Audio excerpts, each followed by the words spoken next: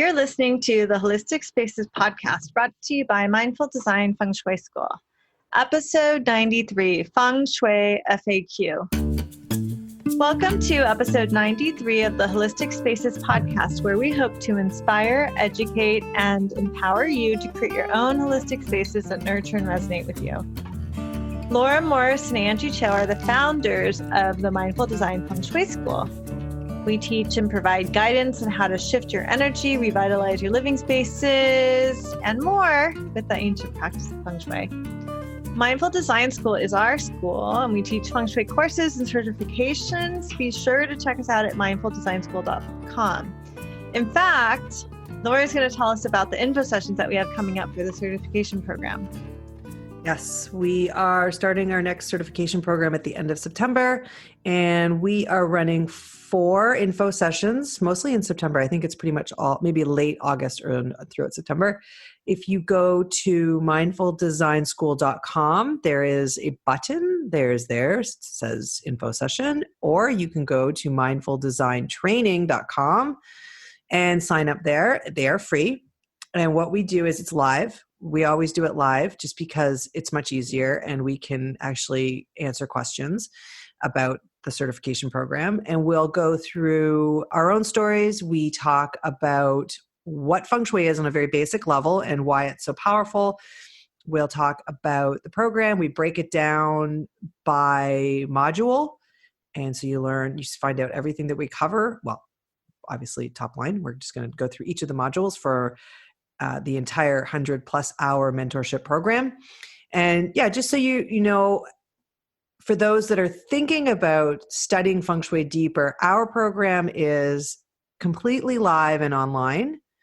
It is a mentorship program. It is not a self-study program.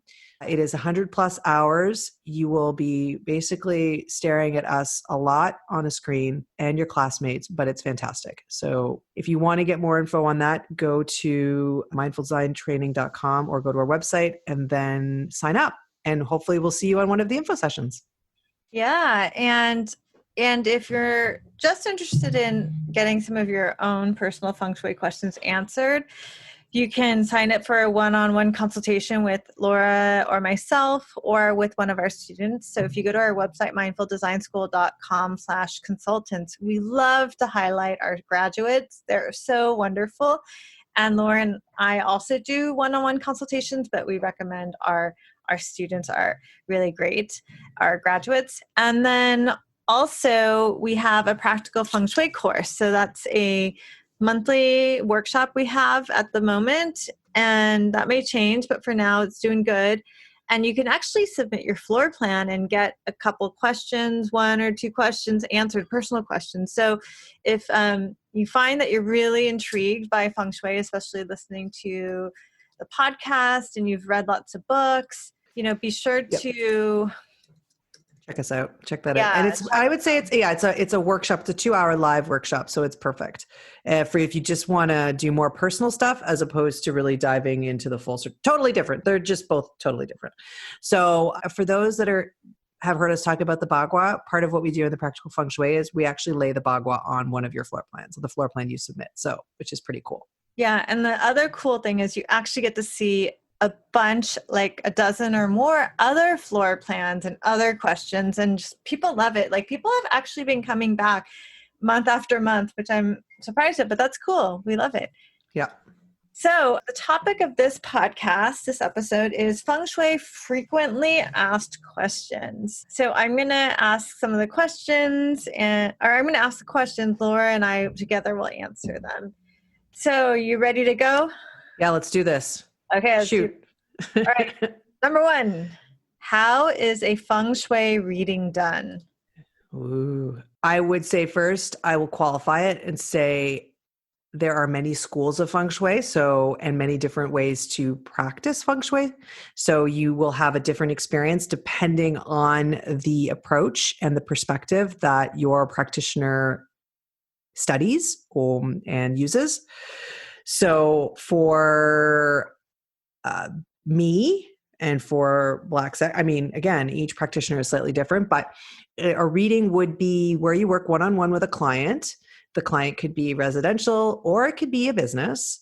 You assess a home, you generally review the floor plan, either ahead of time or on site. You look at design details, at the Bagua, at the lot shape, at the house shape. You talk about the client's own personal chi. So you could do the 9-star key, which is a form of astrology. You can also just talk about general elemental issues within the home, too much wood, all that kind of stuff, if that's what you're talking, or with the client itself. You recommend and work closely with the client. It's very organic in some ways. You work closely with the client to come up with the correct adjustments and cures to help them find more balance. Sounds too simplified, but to help correct some of the issues that are coming up. And I find that generally it's sort of a pattern that runs through everything. So there's a nice story that's created, and then those adjustments and cures kind of work together. That's what I'm going to say about that. Yeah. And I might also add that there are some misconceptions with Feng Shui consultations. For instance, sometimes people think, I get this a lot. Like, in fact, a friend wants to have a Feng Shui consultation, and he said, oh, well, maybe it's not the best time because I have a leak right now and I have to clean things up. And so while it's definitely beneficial to do a Feng Shui consultation when things are good, or if you're like, typically people think, I'm moving into a new place, I should do a consultation. And those are all great times. But also when you're in transition or things are not great is actually a very beneficial time. It's kind of not that we are not therapists at all, but it's kind of like waiting to go to the therapist when things are good.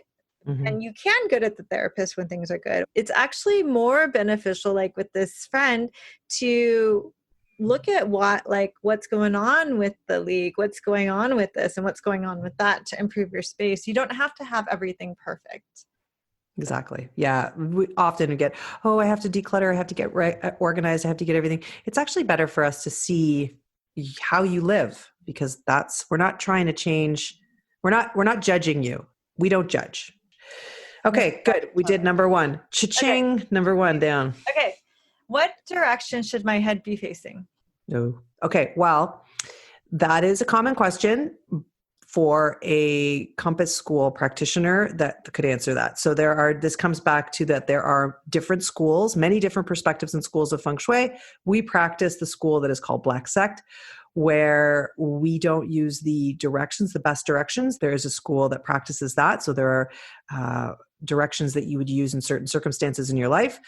And how we tackle the issue of making sure that you are placed optimally in your bedroom and that you sleep in the best position, we defer to what is called the command or commanding position. And that is all about facing the predominant direction of qi, which is the main door to your bedroom. Yes, you want to be able to see the door, but not be directly in line Mm-hmm. with it. And also, that said, like, if you've worked with a different type of practitioner, like a Compass practitioner or a Flying Star practitioner, I think those are all great and valid schools of Feng Shui. So we support it. But Mm-hmm. but we would use the commanding position, which you can read about on our blog. Okay. Next one, which front door should I use? So usually actually the question is more like, I have multiple doors. Which door should I use? Right. To lay the Bagua, right? Yes. Yeah. So this will come up and often it is accompanied by, I always come home, park my car and come in through the garage door because I use that door every day. Is that my main door? The answer is unequivocally no. Your front door is your front door. This is a really simple one to answer. If you are laying the Bagua, always use the front door. That is your architectural front door, where when your house was built, the intention was that is the front door where a mailman would come, where your visitor that didn't know where to go would come straight to your front door. So always use the front door to lay the Bagua. Yeah, it's always the front door. That's it. Yep, that's it. It is what it is. And if you have something that's different, That's a great time to get a one-on-one with someone or go to practical feng shui, because then you can look at your specific situation, because it's pretty rare, but yes, it does happen. Yeah. Okay. So Laura, please tell me, what is the feng shui Bagua map? The Bagua map. Well, if you've been following our blog, you will also find it in our Feng Shui Basics episode.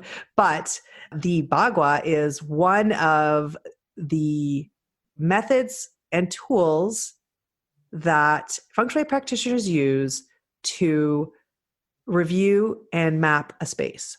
So it is comes from the I Ching, and it has very ancient roots.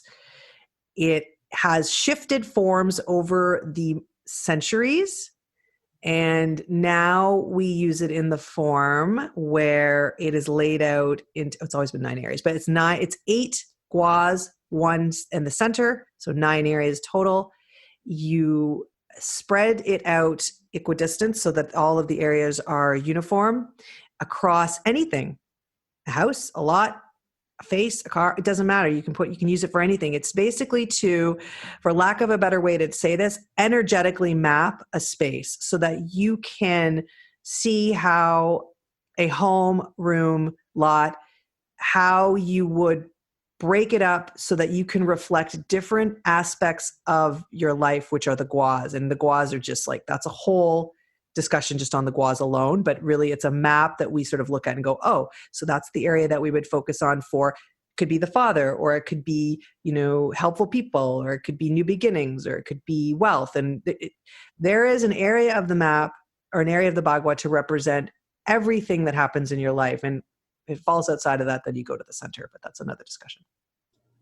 Yeah. And Ba means 8 and Gua means area. So Bagua, it's 8 areas around a center. And just as a note, all the schools of feng shui, maybe not the form school.